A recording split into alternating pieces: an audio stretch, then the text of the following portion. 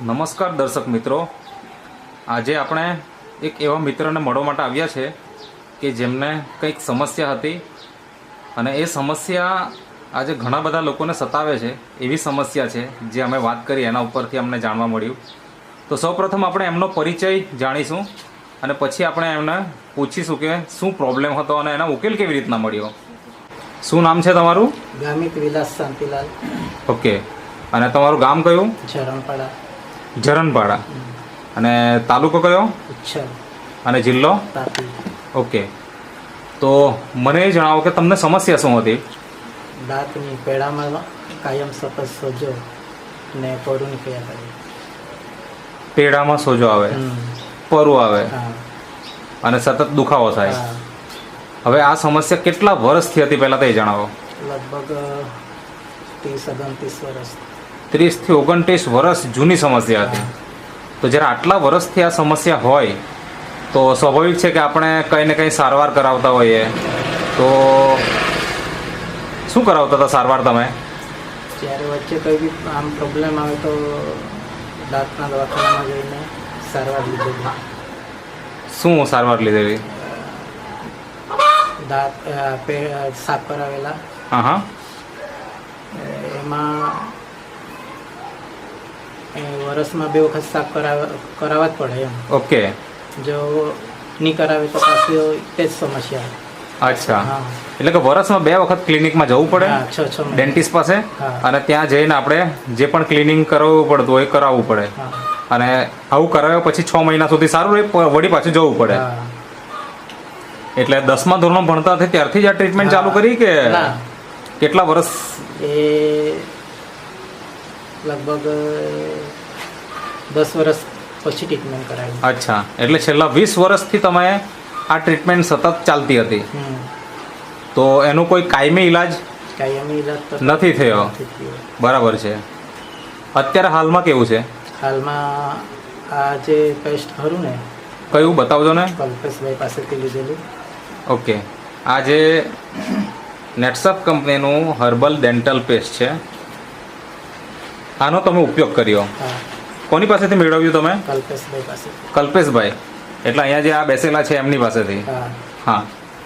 સંપર્ક કેવી રીતના થયો એમના જોડે તમારો? એ અમારા અહીંયા આશા ફેસિલિટર અનિતાબેન છે ને, હા. એમના ઘરે આવેલા.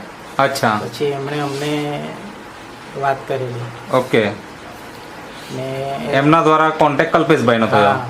ઓકે, અને આ જ્યારે તમે સૌથી પહેલાં એની માહિતી મળી હા, તો તે સમયે તમને શું લાગતું હતું કે એનાથી રિઝલ્ટ મળી જશે એવું લાગતું હતું કે મનમાં કંઈ પ્રશ્ન હતા? પ્રશ્ન તો કંઈ નહીં, પણ ચાલ લઈએ, વાપરી તો જઈએ, પછી રિઝલ્ટ શું આવે તે. અચ્છા, મતલબ કે એક ઉમ્મીદ હતી કે ભાઈ વાપરી જોઈએ, ટ્રાય કરી જોઈએ, જોઈએ હવે કેવું રિઝલ્ટ આવે શું છે તે. બરાબર ને? હા. અને કેવી રીતના તમે એને વાપરતા? 2 ટાઈમ, 1 ટાઈમ, કેવી રીતનું? સવારમાં હા. અને સાંજે જમ્યા પછી બ્રશ કરું ને. અચ્છા, એટલે બ્રશ કરતી વખતે નોર્મલી વ્યક્તિ કેવું હોય કે બ્રશ કરે અને થૂકી નાખે, તો તમે કેટલા સમય રાખતા મોંમાં? 10-15 મિનિટ. 10-15 મિનિટ સુધી મોંમાં એ પેસ્ટ રાખતા. બરાબર ને? આવું રેગ્યુલર તમે સવાર સાંજ 2 ટાઈમ યુઝ કર્યું, હા. તો કેટલા દિવસ પછી તમને એનું પરિણામ દેખાવાની શરૂઆત થઈ ગઈ? 15 દાડાથી મને આ જે પેસ્ટ યુઝ કર્યું ને, હમ. તો એનું મને દાંતમાં જે ઝંઝનાટી હતી, જે પેડામાં દુખાવો થાય ને, એમાં મને રાહત અનુભવી. અચ્છા, એટલે 15 દિવસ વાપર્યા પછી હા. તમને ખબર પડી ગઈ. હા. હવે જ્યારે દાંતની સમસ્યા હોય તો આપણે એવું કહેવાય કે ઘણું બધું આપણે સહન કરવું પડે. હા. તો શું શું થતું હતું એમાં? મતલબ તમને તકલીફ શું થતી હતી? એ મારે તકલીફ કે સતત દુખ્યા કરે એમ. હા. પેડા સોજા આવે કે નહીં, હા, ત્યાં હા. સુધી એ સોજો ઓછો નહીં થાય, ત્યાં સુધી સતત દુખાવો થયા જ કરે. હમ. ને સોજો વધારે રહી તો એમાંથી જે આખો પોરું નહીં નીકળે ત્યાં સુધી દુખાવો થાય જ. બરાબર છે. અને એના કારણે આપણું માથું પણ દુખતું હોય એવું પણ થાય ખરું? હા, હા. કંટાળો આવે, બેચેની થાય, હા. ગુસ્સો બહુ આવે, આવું બધું થતું હોય. આવું થતું હતું તમને? હા, હા. અને બીજું કે ખાવામાં શું પ્રોબ્લેમ આવતો હતો? ખોરાક ખાવામાં ખોરાકમાં- ઠંડુ વસ્તુ કે ગરમ વસ્તુ ખાવું હોય તો કેવું રહેતું એમાં? એમાં જો બહુ ઠંડી વસ્તુ હોય ને હા. તો દાંતમાં ઝંઝનાટી થાય. અચ્છા. અને જો રોટલો ને એવો કલાક 2 કલાક થઈ જાય હમ. તો ચાવવામાં તકલીફ પડે. અચ્છા, કડક થઈ જાય. કડક થઈ જાય. નરમ નરમ જ ખાવું પડે. હા. કડક વસ્તુ ખાવું મુશ્કેલ થઈ જાય. હા. તો આવી સમસ્યા તમને છેલ્લા 29 કે 30 વર્ષથી હતી અને છેલ્લા 20 વર્ષથી તમારે 6 મહિને ટ્રીટમેન્ટ કરાવવા માટે જવું પડતું હતું અને આજે એ સમસ્યા દૂર થઈ ગઈ. હા. તો આ ટૂથપેસ્ટ વિશે તમારે શું કહેવું છે? મતલબ જો બીજા મિત્રો કે જેમને સમસ્યા છે એ લોકો તો વાપરશે તમારી વાત સાંભળીને, સમસ્યા ન હોય તો વાપરી શકાય ખરું? હા, વાપરી શકાય ને. એના માટે આપણા દાંતમાં જે સમસ્યા હોય ને એનાથી બચી જાય એમ. જે સડો આવવાની છે એનાથી બચી જવાય. બચી જવાય. બરાબર છે. તો તમને આ ટૂથપેસ્ટ જ્યારે લીધું ત્યારે મોંઘું લાગ્યું હતું કે સસ્તું લાગ્યું? મોંઘું તો હવે લાગ્યું. હા. ભલે મોંઘું હોય તો કંઈ નહીં, પણ લઈને વાપરી તો જઈએ એમ. બરાબર છે. કારણ કે એના કરતાં તો અમુક દવા વધારે મોંઘી બી લઈએ, પણ એ ખાલી એના પૂરતું જ હોય. તો તમે જ્યારે દર 6 મહિને જતા ત્યારે કેટલો ખર્ચો થતો હતો? એ મારે સાફ કરાવવાના 1200 રૂપિયા. અચ્છા, 1200 રૂપિયા થતા હતા.